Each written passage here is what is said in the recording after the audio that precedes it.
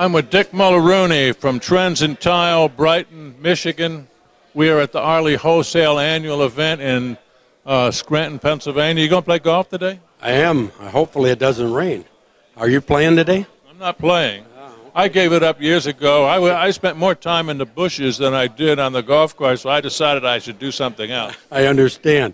I'm not that good a golfer myself, but it's worth the time. You know what I mean? I understand you don't have to be a very good golfer to have a good time today. Not for the Arley outing. It's an enjoyable thing. How long have you been coming to these things?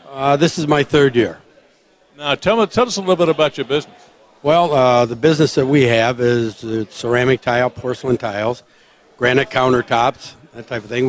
We trend to be suppliers for the residential market mostly rather than the commercial. And I'm in partnership with my two sons, Rick and Greg. And Rick runs the tile crews, and Greg runs the granite shop. So it's a family business. Yeah. And you don't handle any other types of floor covering? We don't. You know, we looked at carpet at one time and hardwood floors, but the family business has been the hard surface products all along, so we're staying in that avenue. Well, I guess it's trending towards stone and ceramic. It seems to be a good place to be these days. Yeah, no question. You know, when you're talking about floor products in particular, the porcelain tiles in the variety of shapes and sizes and patterns has really opened that market up. Probably the second most product used would be hardwood floors, but ceramics and porcelains do have some advantages over the hardwood. And as you've noticed from looking around here, a lot of the products in the porcelain are emulating the hardwood floor look. So it's coming along pretty strong. It's a hot property, isn't it? Very much so, yeah, absolutely. And people with dogs in particular, you know, the porcelain offers them a product that looks like flooring, natural wood flooring, and it doesn't mar, scratch, or dent. So it's a big deal. Well, and it seems like with the digital printing, you almost have to get down on your hands and knees to see that it's not wood. Yeah, to tell the difference, you really do.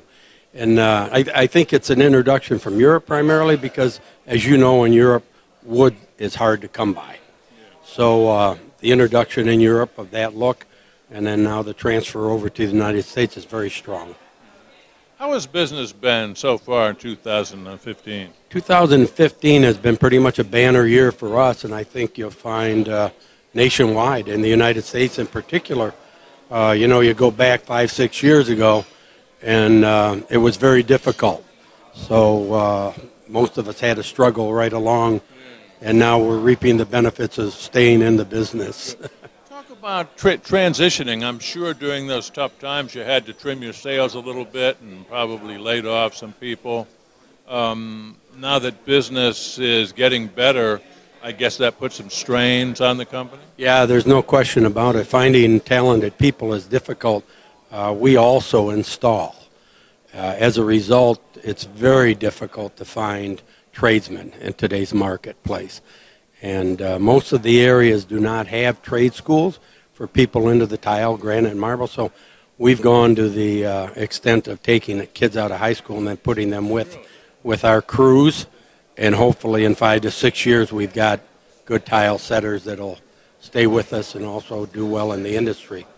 Now, the setters that you have, are they on the payroll or are they subcontract? They're ours, yeah. Yeah, we have them on the payroll, yeah. So that's unique. Most of the people I talk to use subs. How do you decide to do that?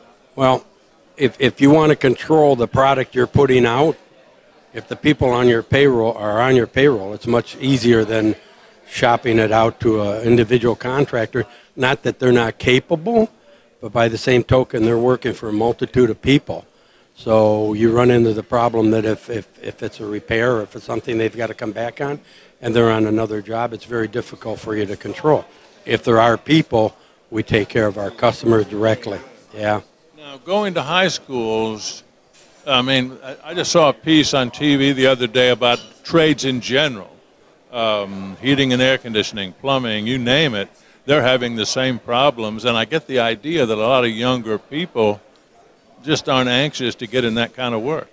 Yeah, it's fortunate and unfortunate, and I think the biggest problem is they've not been exposed to it. You know, I mean, realistically, the high schools and schooling in general is all to the computer, which is fantastic. But there's still young people out there that aren't totally qualified or interested that strongly in that type of thing and want to get in and do something physically. And that's the type of student we're after.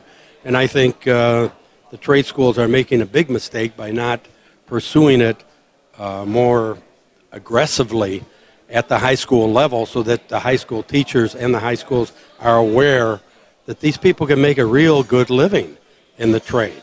You know, the plumbers, the heating guys, all the tradesmen very well. The tile guys in particular, if they pick it up, it's a product, it's a finished product for the home, so it's something that people want to see as far as their design program. So it's something they should look into very strongly. I talked to a retailer the other day who is from the Northeast. He was going down to Florida and other places in the Southeast, finding installers, hiring them, putting them on the payroll, and moving them.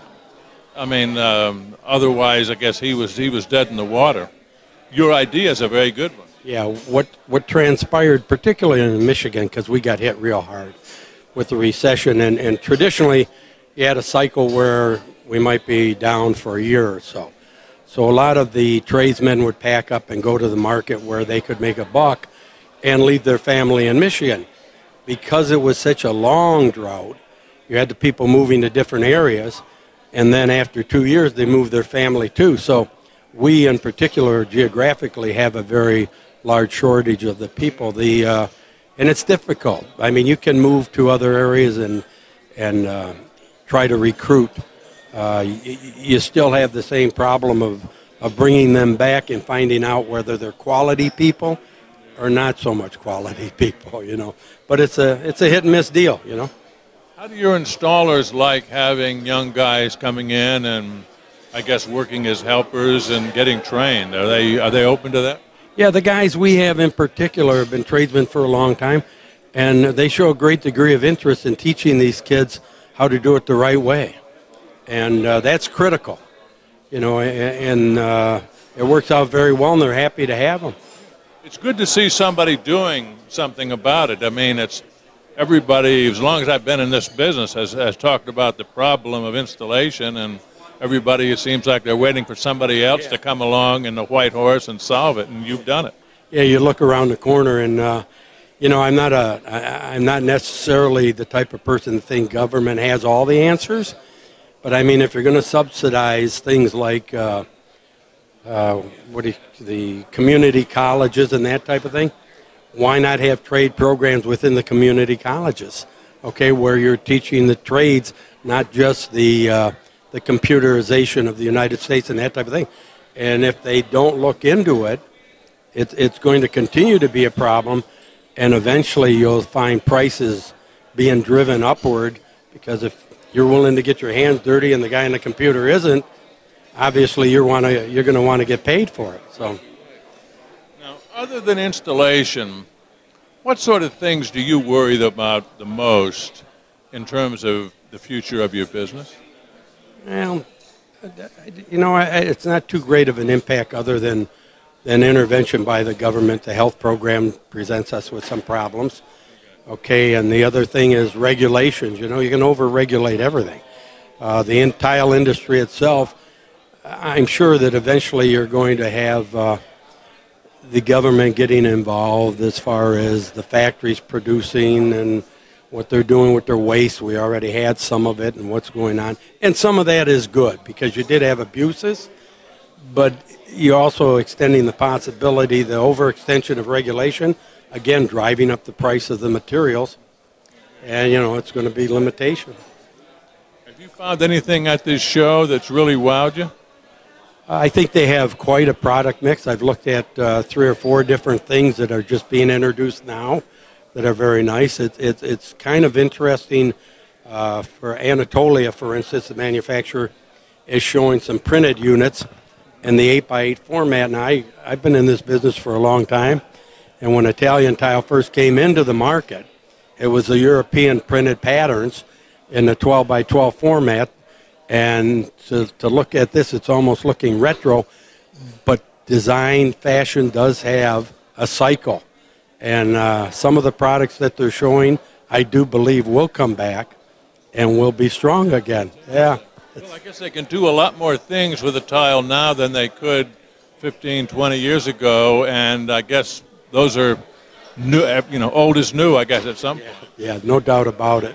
What I seen 30, 40 years ago, the younger generation hasn't seen, so it'll be new to them. It's exciting for me to see it happen. I wonder if I'll be recycled.